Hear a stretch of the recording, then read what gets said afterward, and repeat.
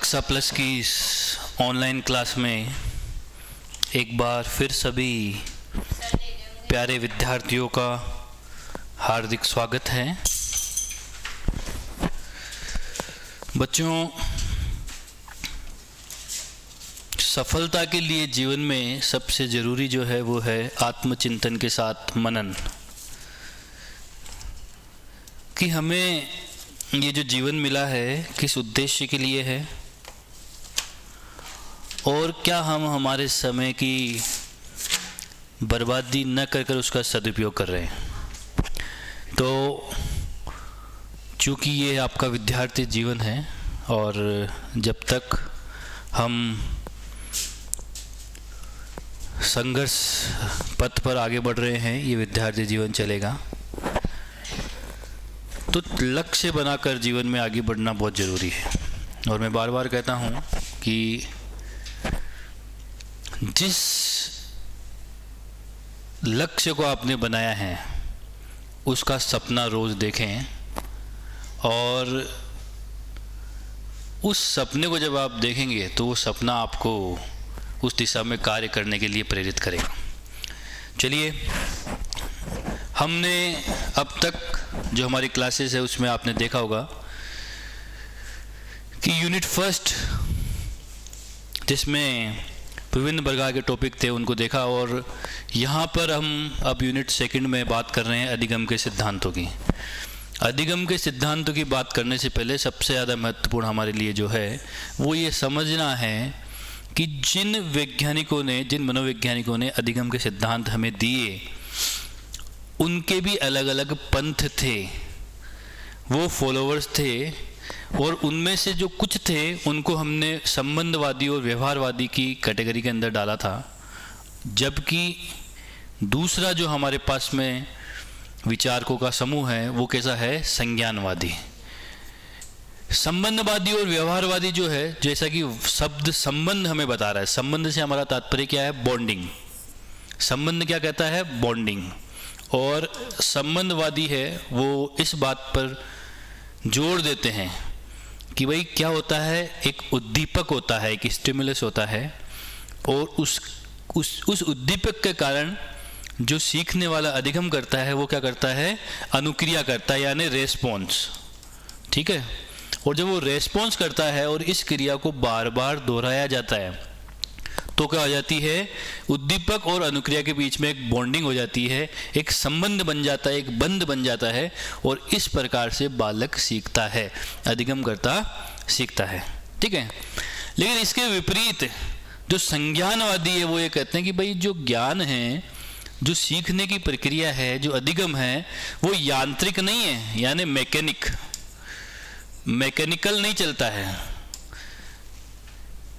कोई मशीन नहीं है कि मैकेनिकल तरीके से ये चले।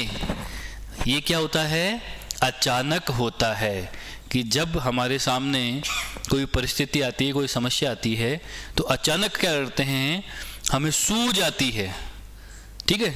एनलाइटमेंट होता है हमारे अंदर, हम 17 दिमाग लगाते हैं इधर उधर, अचानक फिर हमें लगता है कि इसको इस तरह से किया जा सकता है। और जो अचानक हमारे अंदर सूझ आती है, जो एनलाइटमेंट आता है, जो लाइट हमारे अंदर चलती है, ये बल्ब के समान जलता है, बटन ऑन ऑफ, और अचानक हमें क्या होता है, अधिगम प्राप्त होता है। ये कौन बोलते हैं, संज्ञानवादी। संज्ञानवादी। आप आगे चलेंगे तो जब हम सिद्धांतों की बात करेंगे तब पावलोव की बात करेंगे, तो पावलोव क्या कहता है, संबंधवाद। पावलोव क्या बात करता है, संबंधवाद की, कि SR की स्टिमुलस रेस्पॉन्स, और ऐसे करते करते उसका जो कुत्ता है वो सीख जाता है। ठीक है। लेकिन जब हम संज्ञानवाद की बात करेंगे तो वहां पर कौन आएगा, कोहलर का चिंपांजी। और वो कोहलर का चिंपांजी क्या करेगा कि जब परिस्थिति आएगी तो वो विचार करेगा कि कैसे मैं इस खाने को प्राप्त करूं, और विभिन्न अनुक्रिया करेगा, और अचानक उसके अंदर सूझ आएगी कि इसको कैसे प्राप्त करना है। तो यहाँ अचानक सूझ आती है। ठीक है। लाइट दिमाग में आता है, और यहाँ पर क्या हो रहा है, SR यानी स्टिमुलस और रेस्पॉन्स, दोनों के बीच में क्या हो रही है, बॉन्डिंग हो रही है। समझ में आ रहा है। आगे चलते हैं। यहाँ क्या है बेटा, पुनर्बलन से मजबूत किया जाता है। पुनर्बलन क्या होता है? रीइंफोर्मेंस, ठीक है।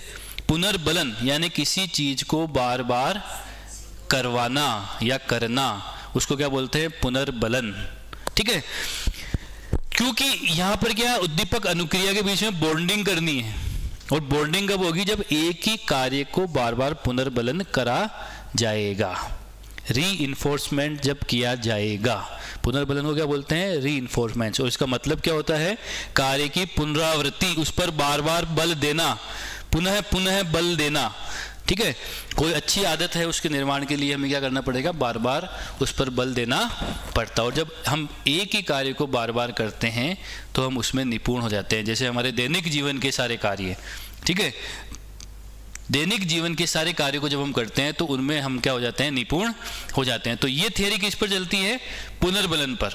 बार बार उद्दीपक उत्पन्न करना पड़ेगा, बार बार उसकी अनुक्रिया करनी पड़ेगी, उद्दीपक अनुक्रिया, उद्दीपक अनुक्रिया, उद्दीपक अनुक्रिया, और ऐसे करते क्या हो जाएगा? बार बार पुनर्बलन देने से उनके बीच में बॉन्डिंग हो जाएगी, उनके बीच में संबंध स्थापित हो जाएगा।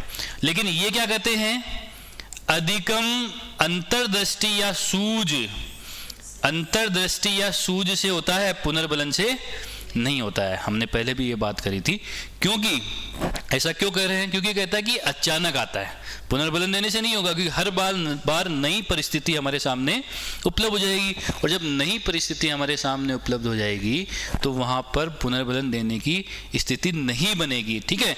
तो ये क्या कहता है कि अंतर्दृष्टि है, इनसाइट। क्या है? इनसाइट है। और सूझ है, सूझ का मतलब हमारी समझ जो अचानक हमारे अंदर उत्पन्न हुई है, ये इनसाइट से होता है। लाइट की जैसे जलता है, कोई परिस्थिति हमारे सामने आ गई और उन परिस्थिति का हम सामना नहीं कर पा रहे हैं, तो ऐसी स्थिति में क्या हो रहा है? अचानक हमारे अंदर इंसाइट आई, सूझ आई, और उस सूझ के माध्यम से हमने समाधान किया। कोहलर का जो चिंपांजी है उसमें सूझ आती है, अचानक इंसाइट आती है उसके अंदर, वो बहुत सारे प्रयास करता है, ठीक है, खाना प्राप्त करने के लिए बहुत सारे प्रयास करता है, लेकिन खाना प्राप्त नहीं कर पाता है, ठीक है। उसको बार बार पुनर्बलन नहीं दिया जा रहा है, और वो अचानक उसके अंदर सूझ आती है कि मैं इसको कैसे प्राप्त कर सकता हूँ। और जब हमारे भी जीवन में ऐसी परिस्थिति अचानक आ जाए, अचानक कोई परिस्थिति आती है, तो उस समय वहाँ पर कौन सी थ्योरी नहीं चलती है? स्टिमुलस रेस्पॉन्स वाली, उद्दीपक और जो अनुक्रिया वाली, जो संबंधवादी है, वो नहीं चलेगी। वो कब चलती है? जब आदत का निर्माण करने की बात हो, ठीक है। जब आदत निर्माण की बात हो, हमारी क्रियात्मक पक्ष को मजबूत करने की बात हो, तो वो चलती है। लेकिन जब बात संज्ञान की हो, तो ऐसी स्थिति में क्या चलता है? संज्ञानवादी और अंतर्दृष्टि और सूझ हमें अचानक हमारे कार्यों में क्या दिलाती है? सफलता दिलाती है। अब हम जो ये पढ़ रहे हैं, जब हम इन सिद्धांतों को पढ़ेंगे तो आपके बिल्कुल समझ में आ जाएगा कि ऐसा ये को क्यों कह रहे हैं। यहाँ पर क्या चल रहा है बेटा? प्रयत्न और भूल की प्रक्रिया से अधिगम। अधिगम कैसे होता है? संबंधवादी जो विचारक है वो क्या कहते हैं कि भाई जो अधिगम है वो प्रयत्न और भूल, दो चीजें चलेगी। प्रयत्न करेंगे, गलती होगी, फिर पुनर्बलन, प्रयत्न भूल गलती पुनर्बलन, ये एक क्रिया चलती चली जाएगी। क्योंकि बॉन्डिंग होने में क्या होगा? समय लगेगा। बॉन्डिंग ऐसा नहीं है कि एक बार, दो बार, तीन बार करने से क्या हो जाएगी? बॉन्डिंग हो जाएगी। बॉन्डिंग के लिए समय लगेगा, और जब बॉन्डिंग के लिए समय लगेगा तो निश्चित रूप से क्या करना पड़ेगा? प्रयत्न करना पड़ेगा, भूल होगी। प्रयत्न भूल हो सकता है कि एक बार वो करे फिर भूल जाए, फिर करे फिर भूल जाए, और बार बार स्टिमुलस और जो रेस्पॉन्स है, उद्दीपक अनुक्रिया, उनको बार बार पुनर्बलन द्वारा रिपीट किया जाएगा। और प्रयत्न करते करते, गलतियां करते करते, प्रयत्न करते करते, गलतियां करते करते, अंत पे उन दोनों के बीच में क्या हो जाएगी? बॉन्डिंग हो जाएगी। और बॉन्डिंग जब हो जाएगी तो जो क्रिया है उसको व्यक्ति करना प्रारंभ कर देगा। ये क्या कहते हैं? अधिगम संज्ञान से होता है, बौद्धिक पक्ष। लेकिन ये क्या कहते हैं कि भैया प्रयत्न भूल नहीं चलता है, अधिगम किससे चलता है? संज्ञान से चलता है। और अलग अलग व्यक्ति की संज्ञानात्मक स्थिति भी अलग अलग होती है। किसी एक परिस्थिति में अलग अलग व्यक्ति क्या कर सकता है? उसके अलग अलग विकल्प निकाल सकता है। इसलिए ये क्या है? संज्ञान पर डिपेंड करती है। ये बौद्धिक पक्ष है, बुद्धि से चलता है भाई। यहाँ पर अधिगम यांत्रिक है, ये पहले ही इन्होंने कह दिया था, हमने कहा। जबकि ये क्या कह रहा है? वातावरण में समस्या के समग्र पक्ष को देखना पड़ता है। परीक्षाओं में ये प्रश्न पूछे जाते हैं। मैं जो स्लाइड तुम्हें अभी दिखा रहा हूँ, ये आपको दुनिया में कहीं नहीं मिलेगी, ये अपनी क्लास में चलती है, ठीक है, सीधे सिद्धांत चलते हैं। लेकिन हम पहले क्या देख रहे हैं, संबंधवाद, व्यवहारवादी या संज्ञानवादी में अंतर क्या होता है। परीक्षाओं में बहुत बार ये प्रश्न पूछा गया है कि जो संज्ञानवादी विचारक है वो वातावरण को किस तरह से देखते हैं। तो वातावरण को कैसे देखना पड़ता है, समग्र देखना पड़ता है। उदाहरण के लिए इस रूम में अगर हम बंद हो जाएं और बंद होने के बाद में हमें पता चलेगी आग भी लग गई साहब, अब निकलना है। अब ऐसी स्थिति में हम समग्र रूप से पूरे वातावरण को देखेंगे कि इसमें क्या क्या विकल्प हो सकते हैं। एक पक्ष को नहीं देखेंगे, हम समग्र रूप से हमारे आसपास की परिस्थितियों को, वातावरण को देखेंगे और उसके समाधान करने का हम प्रयास करेंगे कि भाई कोई लकड़ी भी पड़ी है क्या, कहीं कुल्हाड़ी भी है क्या, क्या खिड़की है क्या ऊपर कोई झरोका है क्या कहीं आवाज़ लगा सकते हैं क्या किसी को, या लाइट का कनेक्शन पहले काट सकते हैं क्या कांच तोड़ सकते हैं क्या, एक जने से नहीं हो रहा तो क्या सब मिलके कर सकते हैं क्या टेबल फेंक सकते हैं क्या, जितने भी समग्र हमारे पास में, क्या मोबाइल का प्रयोग करके किसी को फ़ोन किया जाए, क्या किया जाए। तो समग्र रूप से हमारे सामने वातावरण में जितनी भी चीजें उपलब्ध हैं, हम क्या करेंगे, उन सब के ऊपर फोकस करेंगे और तब जाकर हम किसी रिजल्ट पर पहुंचेंगे। ये क्या कहते हैं भाई, अधिगम धीरे धीरे होता है।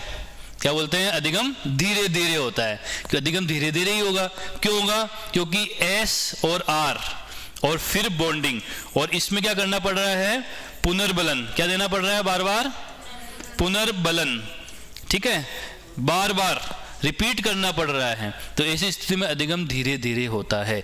और ये जो थ्योरीज है बेटा, संबंधवादी या व्यवहारवादी, ये मुख्य रूप से किसके लिए होती है, बच्चों के लिए, या किसके लिए होती है, जानवरों के लिए। ठीक है, अगर हमें हमारे पेट किसी पालतू जानवर को ट्रेन करना है तो वो इसी तरीके से होगा, उसमें सूझ कभी नहीं आएगी। या जो छोटे बच्चे हैं उनसे भी हम सूझ का क्या नहीं कर सकते हैं, हम ये नहीं सोच सकते उसमें सूझ आएगी। वो क्या करता है, चीज़ों को बार बार करता करता धीरे धीरे सीखता है। जबकि व्यवहार में अपेक्षित परिवर्तन ही अधिगम है, ये हम सब जानते हैं। तो अधिगम का क्या तात्पर्य है, एक शिक्षक के लिए अधिगम का मतलब है व्यवहार में अपेक्षित परिवर्तन की, हम किन्हें क्या अपेक्षा करी थी, किसी भी क्रिया को कराने के लिए के बाद में क्या परिवर्तन आना चाहिए उसमें, वो अपेक्षित परिवर्तन ही क्या है, अधिगम है। अधिगम वातावरण से प्रभावित होता है, ये भी कह रहा है कि वातावरण से भी प्रभावित होगा अधिगम, निश्चित रूप से। इधर क्या है बेटा कि सारे हमारे समग्र रूप से हमारे सेंसेस है वो एक साथ काम करेंगे।